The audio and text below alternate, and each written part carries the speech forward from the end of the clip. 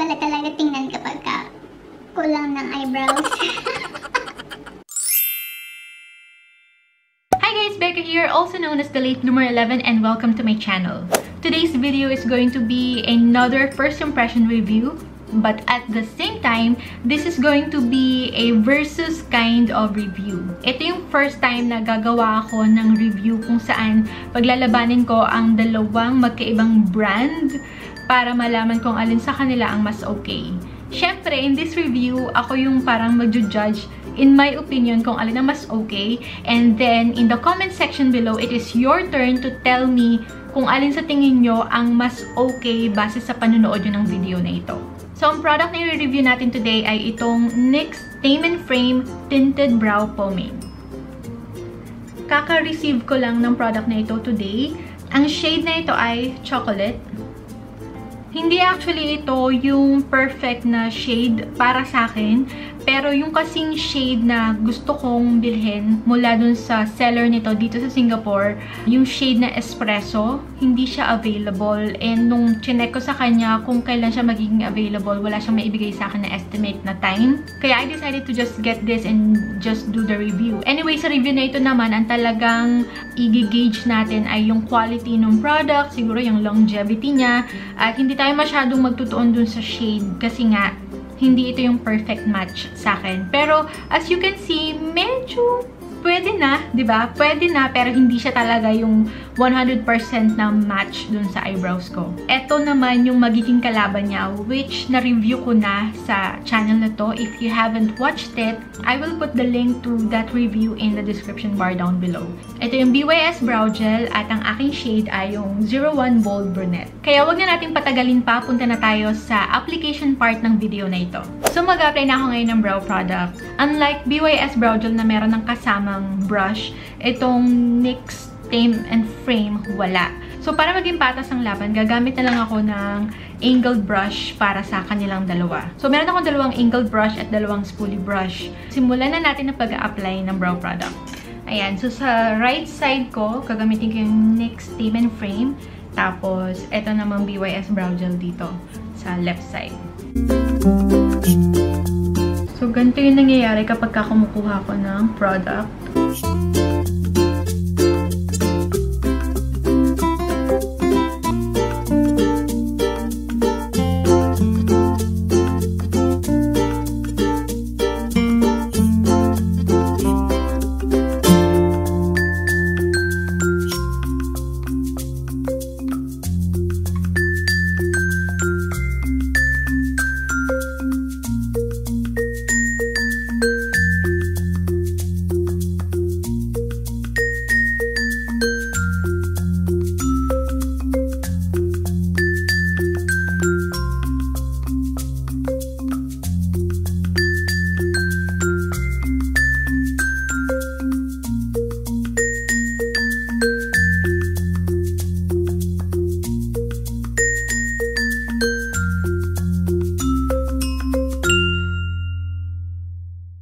Shoutout nga pala para dun sa mga nag-comment sa aking videos para i-review itong NYX Tame & Frame.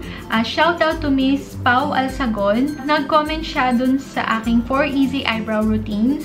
Ni-request niya na i-review ko ang product na ito. And shoutout din to Miss Joyce Mangabat kasi nag-request din siya na i-review ko ito.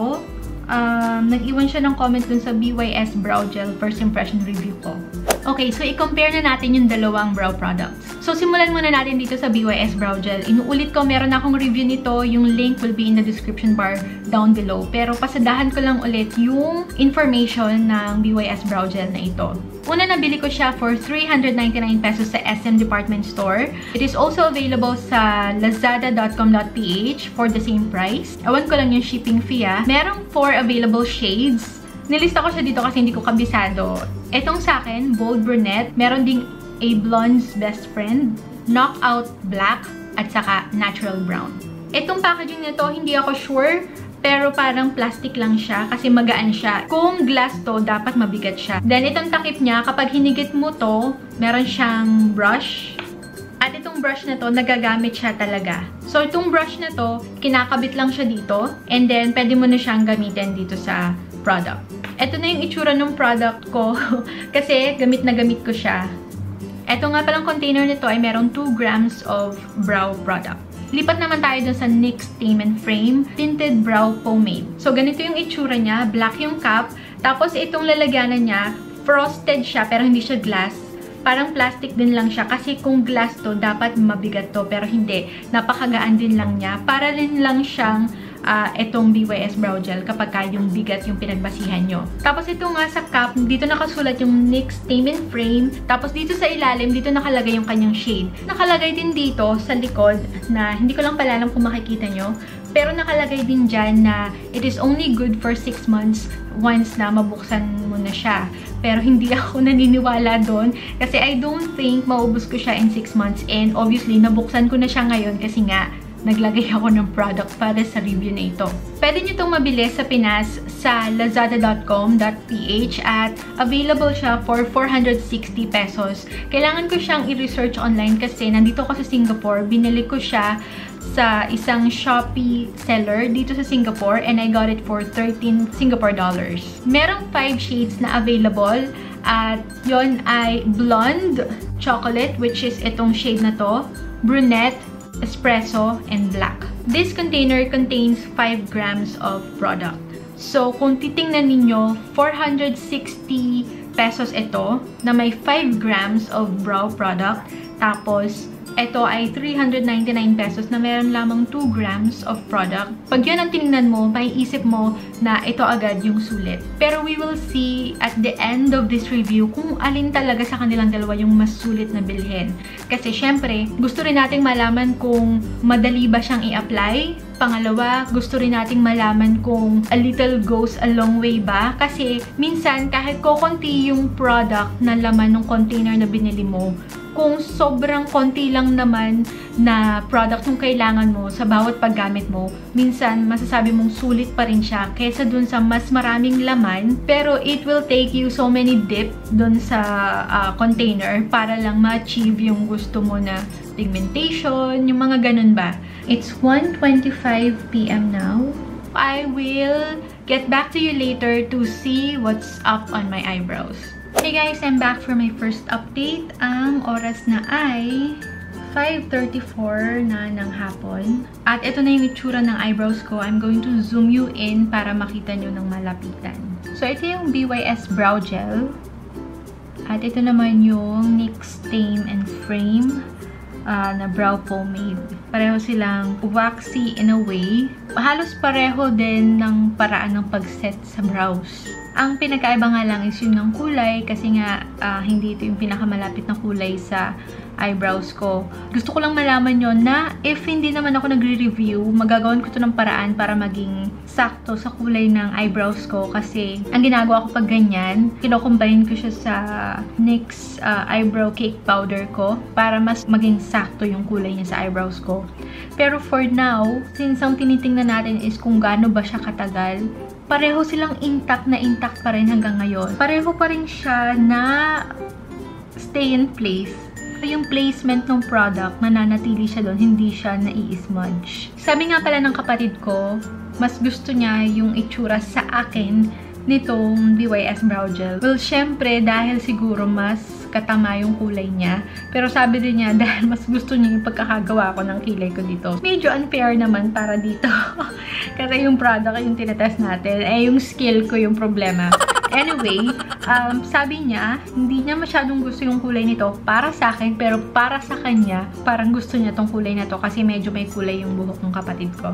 At yun lang ang masasabi ko sa update na ito. I'll give you my final verdict mamaya sa aking second and last update. Hey guys! Pasensya na, nakalimutan ko na wala nga pala akong artificial lighting. And gabi na. Ang oras nga pala ay 8:07 na ng gabi. Hindi ko lang kung nakikita nyo. Pero, ayun. Alas 8 na ng gabi at kailangan ko na ibigay sa inyo ang aking final verdict para sa versus review na ito. Ang una ko masasabi ay pareho silang magandang brow product. Wala kang itulak kabigin sa kanilang dalawa kasi parehong dependable. I-zoom in ko muna kayo para makita nyo yung itsura ng eyebrows ko ngayon. So, ito na yung nangyari sa eyebrows ko sa buong maghapon. Inismudge ko talaga sila pareho kanina and as you can see, pareho silang nandyan pa rin. Alam nyo guys, ang maganda talaga sa ganitong klase ng product dun sa brow gel or sa pomade type of brow product, the more na nagtatagal siya, the more sila nagmumukhang natural. Minsan, sa unang lagay mo parang ang harsh, pero habang nagpapatuloy ka sa maghapon mo, nasuot mo siya, unti-unti siyang nagiging natural, na parang totoong eyebrows mo lang. At ang maganda talaga sa kanila, pareho silang long-lasting. Since pareho silang magandang eyebrow product, pareho silang long-lasting, pareho silang intact. Sa nakikita nyo naman, di ba? Pareho silang smudge-proof. Hindi ko na-test yung pagiging waterproof niya, pero pareho silang nag-claim na waterproof. Alin sa dalawang ito ang para sa akin ay panalo?